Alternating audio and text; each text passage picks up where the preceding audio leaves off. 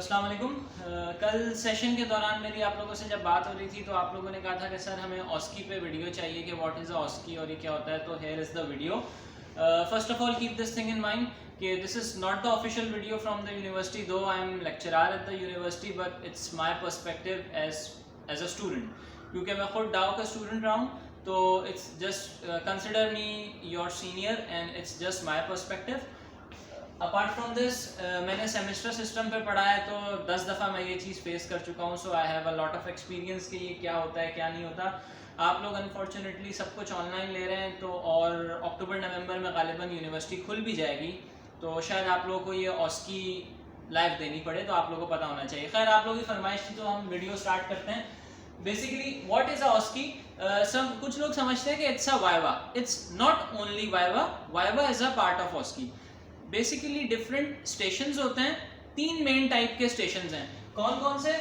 एक तो resting station होता है, नाम से पता चल रहा है आपने इस पे कुछ नहीं करना, you just have to go there and sit, that's it.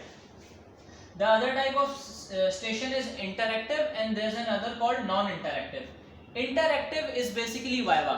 जो आपने ओ लेवल्स, ए लेवल्स और मैट्रिक इंटरमीडिएट में जो टीचर को वाइवा दिया था, 2-4 मिनट का जो वाइवा होता है, बेसिकली ऑस्की का जो इंटरैक्टिव स्टेशन है वो वाइवा होता है। There is a viva with a teacher. Non interactive station पे क्या होता है? 4-5 तरह की अलग अलग चीजें मिल सकती हैं। कलर कॉपी का पेपर होगा, उस पर लैमिनेशन हुई भी होगी और उस पर कोई ना कोई डायग्राम बनी हुई होगी, या फिर हिस्टोलॉजी की कोई ना कोई उस पर स्लाइड होगी।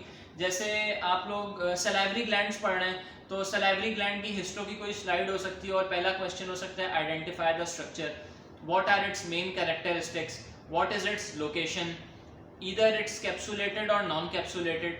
तो या तो हिस्टोलॉजी की कोई डायग्राम होगी या फिर कोई ग्रॉस डायग्राम होगी।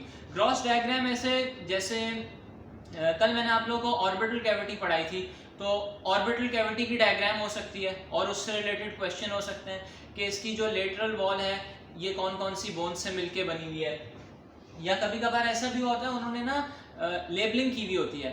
सपोज लैक्रिमल बोन को लेबल किया हुआ है ए, और जाइगोमेटिक बोन को लेबल किया हुआ है बी, फ्रंटल बोन को लेबल किया हुआ है सी, और आपसे पूछा होगा what's the name of the structured label A, what's the name of the structured label B. तो या तो डायग्राम हो सकती है या फिर कोई छोटा मोटा केस हो सकता है आप लोगों से रिलेटेड। जैसे फर्स्ट ईयर है तो छोटा सा ही केस होगा, और उस केस में ये होगा कि एक आपके पास पेशेंट आया, वो ड्राई माउथ की कंप्लेन कर रहा है। परसों आप लोगों ने लेक्चर लिया है सलाइवरी ग्लैंड्स का, तो जेरोस्टोमिया का केस हो सकता है, या कोई भी आप फर्स्ट ईयर से रिलेटेड कोई केस हो सकता है। उसके अलावा अगेन एमसीक्यूज भी हो सकते हैं। यहाँ पे 4 या 5 एमसीक्यूज लिखे हुए हो एक पेपर पे और आपको उसका आंसर करना हो। मॉडल्स या माइक्रोस्कोप पढ़ा हो सकता है, जो कि नहीं होता, बहुत रेयरली कभी कभार पूछ लिया जाता है। मेरे एमबीबीएस के फाइनल ईयर में जो गायनी की ऑस्की थी उसमें पेल्विस का मॉडल लाके रखा हुआ था, तो वो मेल फीमेल पेल्विस के कैरेक्टरिस्टिक्स बताने थे। जाहिर सी बात है गायनी की ऑस्की थी तो वो फीमेल पेल्विस ही था, लेकिन मॉडल्स भी कभी कभार रेयरली। मेरे 5 साल के एमबीबीएस में सिर्फ और सिर्फ एक ऑस्की में मॉडल पढ़ा हुआ था, वरना मॉडल नहीं होता। सर्जरी की ऑस्की में एनजी ट्यूब और फोलीज कैथेटर और एनजी ट्यूब वगैरह रखे होते हैं, तो मॉडल भी हो सकता है, दो इट्स वेरी रेयर। तो इससे नाम से पता चल रहा है that it's a non interactive station. इस स्टेशन पे बस एक पेपर होगा, उस पर कुछ इंस्ट्रक्शन होंगी, आपने वो फॉलो करनी होगी। इंटरैक्टिव पे आपके साथ टीचर होगा। अच्छा जी, नॉन इंटरैक्टिव की जो इंस्ट्रक्शन है वो फॉलो कैसे करेंगे? कुछ केसेस में होता है कि इस स्टेशन पे एक बॉक्स रखा होता है और साथ में बहुत सारे पेजेस पड़े हुए होते हैं। You just have to take one page, write down the answers, जो जो पूछा हुआ है। अगर डायग्राम बनी हुई है तो उसके आंसर्स उस पर लिख लें, केस है तो उसके आंसर्स लिख लें, फोल्ड इट और उस डब्बे में डाल दो, दैट्स इट। अपना नाम और रोल नंबर लिखो उस पेपर पे, जो टास्क आपको दिया हुआ है वो टास्क फुलफिल करें और इसको डब्बे में डाल दें। या फिर आपको पूरी एक शीट दी हुई होती है जो थ्योरी एग्जाम्स में दी होती है 100 एमसीक्यूज वाली। आप लोगों ने अनफॉर्चुनेटली थ्योरी एग्जाम भी नहीं दिए हुए। इंटर के बाद जो एप्टीट्यूड टेस्ट दिया था उसमें एक शीट होती है 100 एमसीक्यूज की और आपने फिल करना होता है ए बी सी डी। तो यहाँ भी थ्योरी एग्जाम्स में आप लोगों को वो मिलती है। कभी कभार ऑस्की में भी वो शीट दे दी जाती है, तो आपने उस शीट पे फिल करना होता है। क्वेश्चन नंबर 1 का आंसर है बी, क्वेश्चन नंबर 2 का आंसर है सी, क्वेश्चन नंबर 3 का आंसर है डी, इस तरीके से। या कभी कभार ये पेपर्स होते हैं, आपने पेपर इसको इस डब्बे में डालना होता है। खैर 3 टाइप के स्टेशन समझ आ गए कौन कौन से। रेस्टिंग पे आपने कुछ भी नहीं करना है, इंटरएक्टिव पे टीचर के साथ वाइवा हो रहा होगा। अच्छा इंटरएक्टिव की भी मैं खास बात बता दूं, टीचर के पास एक क्वेश्चन की लिस्ट होती है 10 या 12 क्वेश्चंस की, आपसे भी वही पूछेगा, आपके फ्रेंड से भी वही पूछेगा, जो आपके जो उस रूम में एक साथ जो लोग हैं उन सबसे वही पूछा जाएगा, लेकिन शिफ्ट वाइज वेरी होता है। जैसे मॉर्निंग शिफ्ट में कुछ और था, इवनिंग शिफ्ट में कुछ और होगा, आफ्टरनून शिफ्ट में कुछ और होगा, या एमबीबीएस में तो 3-3, 4-4 स्टूडेंट्स होते हैं एक एक कॉलेज से, तो 3-3 दिन ऑस्कीज चलती हैं। तो पहले दिन की मॉर्निंग शिफ्ट कुछ और होगी, दूसरे दिन की इवनिंग शिफ्ट कुछ और होगी, अलग अलग हो सकता है। अच्छा इन स्टेशंस का मैं आपको 3 डिफरेंट टाइप के स्टेशन हो गए, as less as 12 to up to 30। मैंने ऐसे ऑस्कीज भी अटेंड किए हैं जिसमें सिर्फ और सिर्फ 6 स्टेशन थे, और ऐसी ऑस्कीज भी अटेंड किए हैं जिसमें 32, 36 स्टेशन भी थे। तो ये हर बार वेरी करता है। अच्छा स्टेशंस कुछ इस तरीके से होंगे, आप यहाँ से एंटर हुए रूम में जहाँ पे आपकी ऑस्की हो रही है, so it's the station number 1, it's the station number 2, it's the station number 3। ये मैंने 15 बच्चों की ऑस्की दिखाई हुई है यहाँ पे।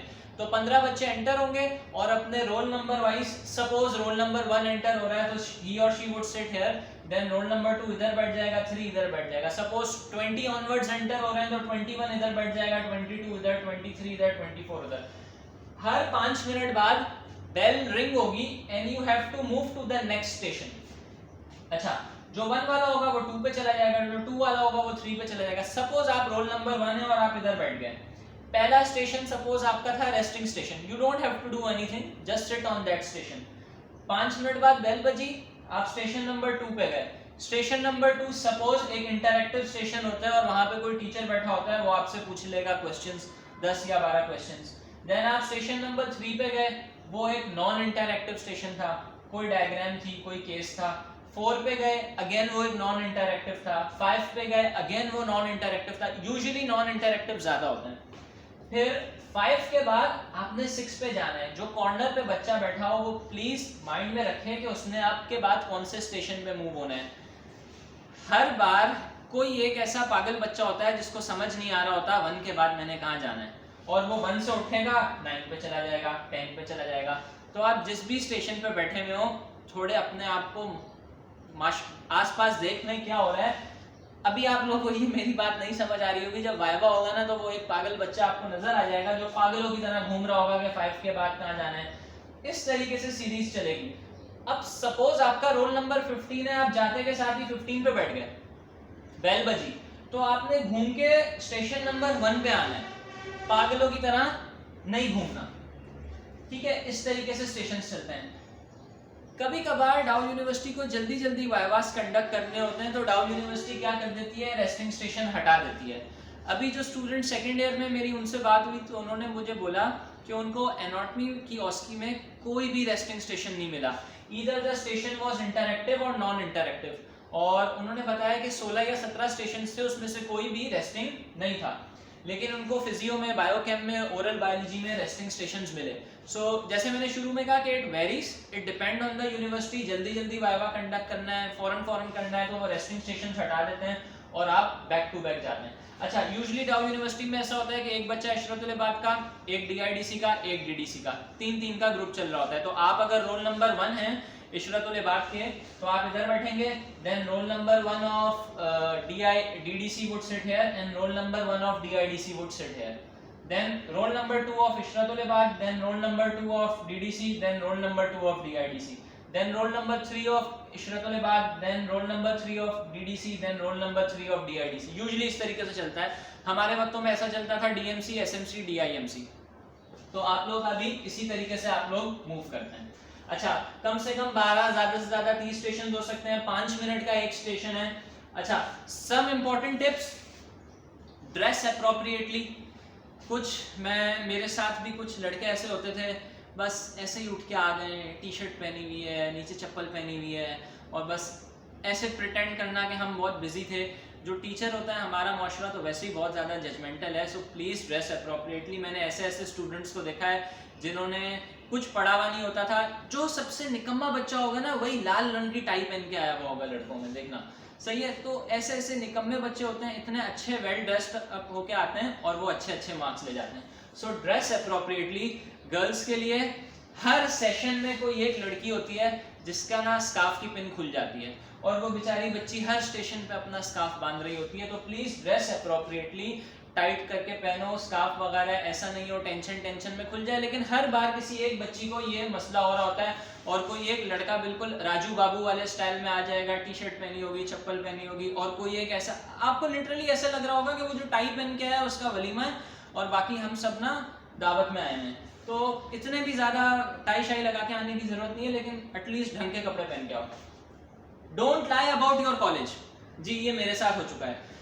कभी कभार क्या होता है, कुछ टीचर्स ज़ियाउद्दीन या लियाकत नेशनल आउटसाइड डाउ आए हुए होते हैं और वो आपके एडमिट कार्ड पे लिखा होता है आपका कॉलेज क्या है, लेकिन जस्ट बीइंग जजमेंटल वो आपसे पूछते हैं हाँ भाई कौन से कॉलेज से हो। तो मैं एसएमसी से था तो मैं बोल देता था एसएमसी। तो एक इम्प्रेशन है ना कि डाउ बहुत अच्छा है, तो इतने अच्छे मार्क्स नहीं मिलते थे, ऐसा हमारा मानना है। तो हमारे सीनियर्स ने कहा यार झूठ बोल दिया करो, डीएमसी बोल दिया करो।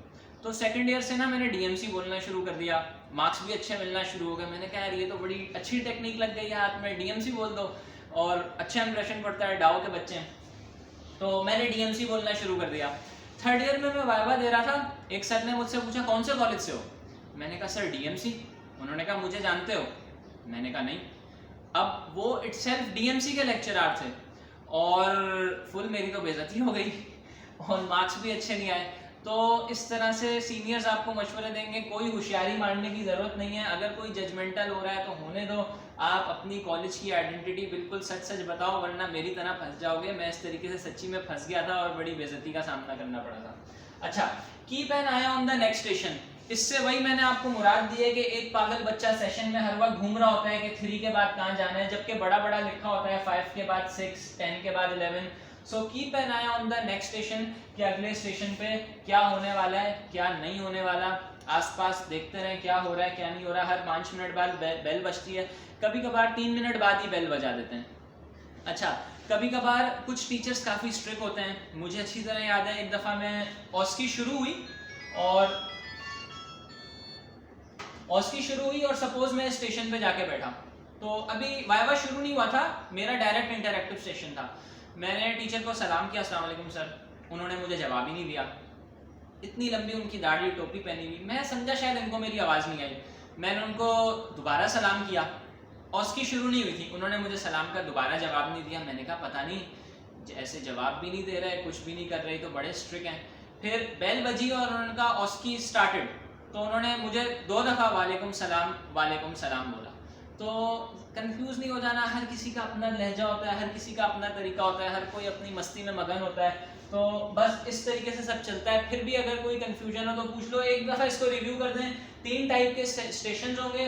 रेस्टिंग पे आपने कुछ नहीं करना, नॉन इंटरैक्टिव, इंटरैक्टिव। अच्छा, एक और चीज़, कभी कभार मैंने आपको बोला ना ये वाला सिस्टम नहीं होता कि पेपर फोल्ड करके बॉक्स में डाल दो, आपको एक साथ बड़ा वाला पेपर दे दिया जाता है और वो आप अपने साथ लेके मूव करते हैं।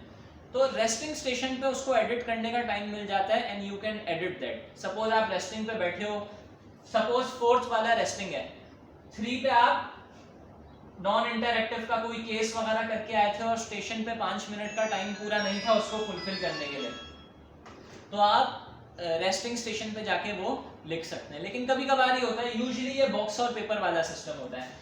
आई होप सब क्लियर हो गया होगा। सेशन मैंने आपको ये 15 की एग्जांपल दी है, it could be till 30। Important tips and tricks भी बता दी। यूजुअली 5 मिनट का होता है, 12 से 30 स्टेशंस होते हैं, 3 डिफरेंट टाइप के स्टेशंस हैं।